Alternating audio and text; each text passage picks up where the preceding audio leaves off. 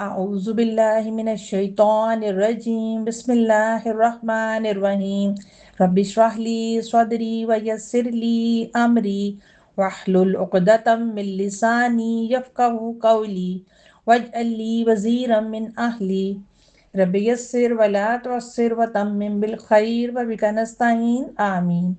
अस्सलामु अलैकुम व रहमतुल्लाहि व बरकातुहू।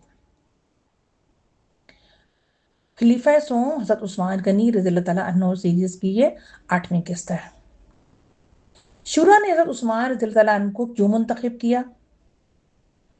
इस्लामी तारीख के इस नाजुक मोड़ का तस्वुर कीजिए। हज़रत उमर फारूक रज़ियल्लाहु तआला अन्हु शहीद हो चुके हैं। इस्लामी सल्तनत अरब से निकलकर दूर दराज इलाकों तक फैल चुकी है। उम्मत एक बार फिर नए खलीफा के इंतखाब के मरहले में दाखिल हो रही है।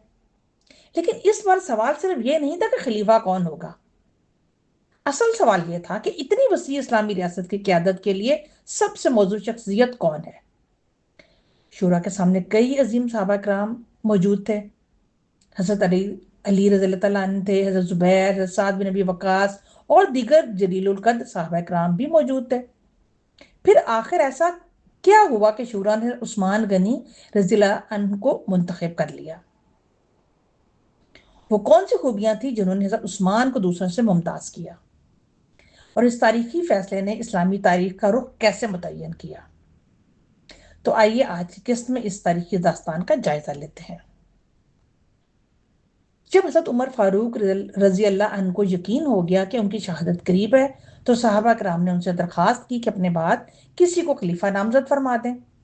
लेकिन हज़रत उमर ने बराह रास्त किसी एक शख्स को मुकर्रर करने के बजाय एक 6 रुकनी शुरा तश्कील दी ताकि उम्मत बाहमी मशावरत के जरिए अपना अगला खलीफा मुंतखब कर सके।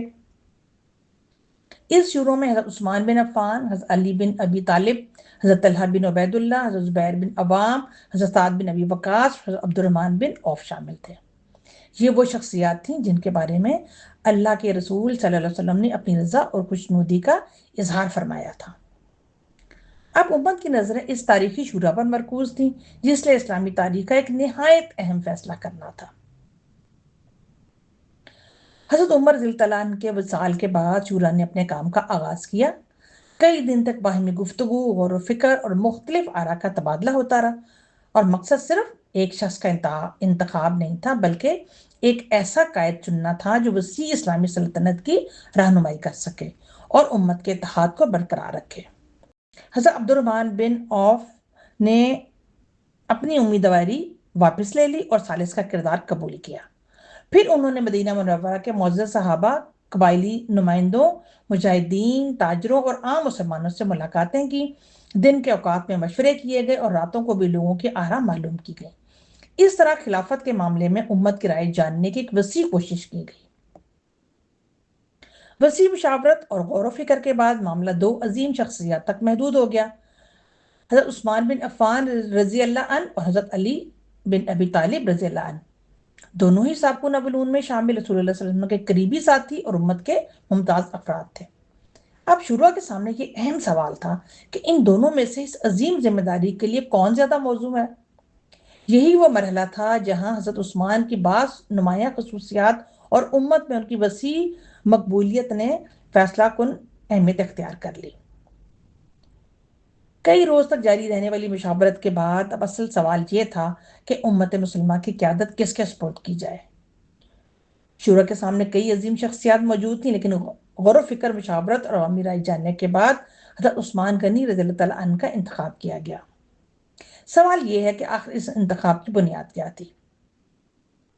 सबसे पहली वजह हज़रत उस्मान का बेमिसाल किरदार और साबका इस्लाम था। आप इस्लाम कबूल करने वाले इब्तदाई अफराद में शामिल थे और साबिक़ुन अव्वलून का शर्फ रखते थे।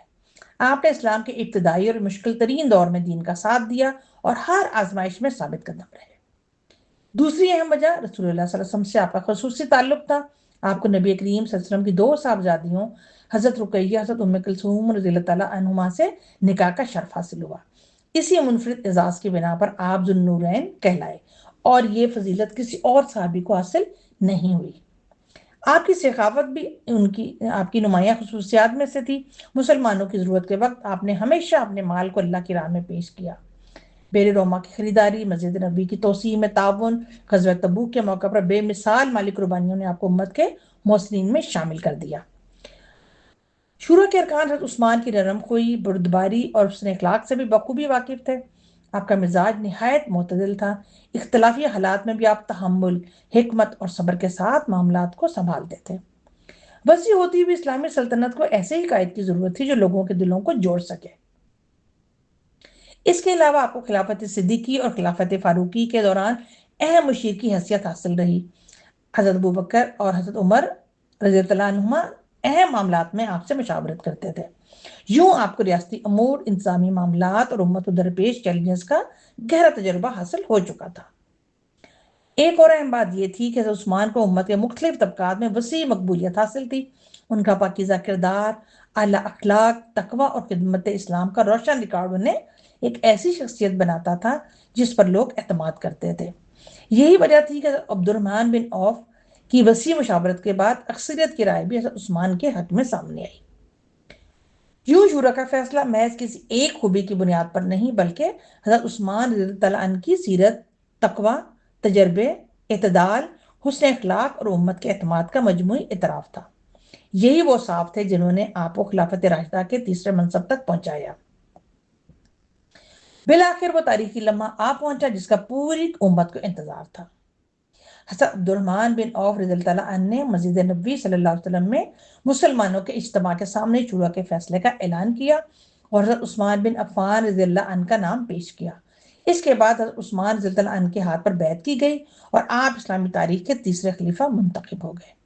حاضرین نے اس فیصلے کا خیر مقدم کیا اور یوں خلافت راشدہ کا ایک نیا باب شروع ہوا۔ حضرت عثمان کا انتخاب محض ایک سیاسی فیصلہ نہیں تھا بلکہ یہ اس بات کا واضح ثبوت تھا کہ اسلام میں قیادت کا معیار نسب، دولت یا طاقت نہیں بلکہ کردار، تقوی، دیانت، صلاحیت اور امت کا اعتماد ہے۔ شورا کے اس فیصلے نے امت کے اتحاد کو برقرار رکھا اور خلافت راشدہ کے تسلسل کو مضبوط بنایا اور آئندہ نسلوں کے لیے مشاورت اور اجتماعی فیصلہ سازی کی ایک روشن مثال قائم کی۔ حضرت عثمان غنی رضی اللہ عنہ اب امت مسلمہ کے تیسرے خلیفہ منتخب ہو چکے تھے، لیکن خلافت کا تاج در حقیقت عظیم ذمہ داریوں کا بوجھ تھا۔ ایک وسیع اسلامی سلطنت، لاکھوں رعایا اور مستقبل کے بڑے چیلنجز آپ کے منتظر تھے۔ اب وقت آ چکا تھا کہ حضرت عثمان اس عظیم امانت کو سنبھالیں اور امت کی قیادت کریں۔ اگلی قسط میں ہم دیکھیں گے کہ عثمان غنی رضی اللہ عنہ نے منصب خلافت سنبھالنے کے بعد اپنا پہلا خطبہ کیسے دیا، امت کو کیا پیغام دیا اور ان کی ابتدائی ترجیحات کیا تھی۔ تو یہ ہم دیکھیں گے قسط نمبر 9 میں بیعت خلافت اور پہلا خطاب۔ آپ کو ہماری ویڈیو پسند آئی ہو تو ہمارے چینل کو لائک اور سبسکرائب ضرور کیجیے گا۔ سبحانک اللہم و بحمدک، اشہد ان لا الہ الا انت، استغفرک و اتوب الیک۔ السلام علیکم ورحمۃ اللہ وبرکاتہ۔